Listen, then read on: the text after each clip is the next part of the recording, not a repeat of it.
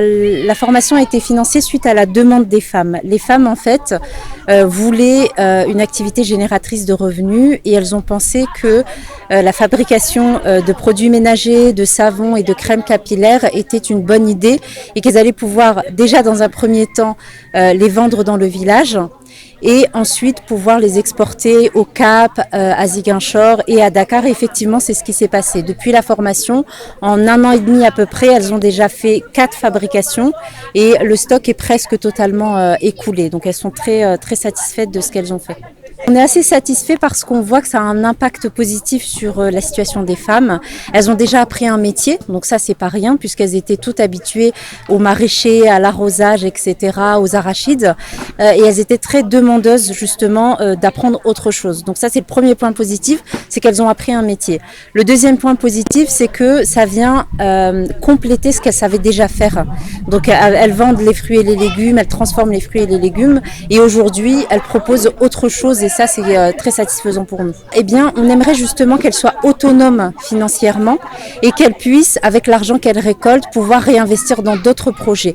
On ne compte pas s'arrêter à cette formation-là, on est là aussi pour comprendre leurs besoins, pour comprendre leurs attentes et pouvoir leur proposer quelque chose qui correspond réellement aux attentes du marché et aux besoins qu'elles ont ici aujourd'hui. Les perspectives, c'est de continuer dans notre lancée. Il faut savoir en fait que cette formation, c'est un micro-projet dans le projet global de notre association LVD.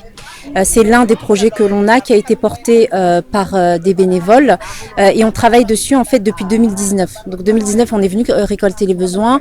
On est rentré en France, on a fait une levée de fonds pour pouvoir avoir l'argent suffisant pour pouvoir justement trouver une ONG et c'est l'ONG Rabec qui est venue faire la formation et depuis les femmes continuent à produire et à vendre leurs produits. Les perspectives, c'est vraiment de pouvoir leur proposer d'autres choses et qu'elles développent leurs compétences et leur potentiel. Pour l'instant, ce qui serait peut-être intéressant, c'est de vous expliquer pourquoi ce village. En fait, ce qui s'est passé, c'est que nous, on est une ONG qui a été créée fin 2013 avec 3 jeunes en France. On a commencé en fait par apporter de la nourriture aux sans-abri, aux personnes dans le besoin en France. Et c'est comme ça qu'on a commencé. Et en 2015, on est venu en Casamance pour faire 2 puits. Et pourquoi on est venu en Casamance? Parce qu'il y a une histoire derrière tout ça, c'est qu'il y a un jeune qui est venu, donc il était très jeune, il est venu en France dans le cadre d'aider à la reconstruction du village. Il est tombé amoureux du village et quand il a su que nous, on voulait construire des puits, il nous a dit je sais où vous pouvez le faire et il nous a présenté le village de Ziaken-Wallop. Et depuis en fait c'est devenu notre village pilote. On a commencé par construire des puits, des forages ici. Et puis, on s'est étendu aux autres villages et aujourd'hui, en 2022, on en est à 115 puits de forêt dans tout le département d'Oussouye. Donc, notre mission première, c'est d'apporter de l'eau potable aux villageois. Et ensuite, on a étendu nos projets avec l'aide, par exemple, à la case santé.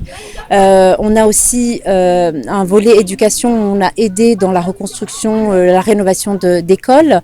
On a aussi financé des micro-projets auprès d'hommes, par exemple, pour aussi eux générer des revenus et l'un des plus gros projets qu'on a mis en place effectivement c'est cette formation, c'est la première et on ne compte pas s'arrêter là. Radio Kabisu FM 100.0 dans le Cassa.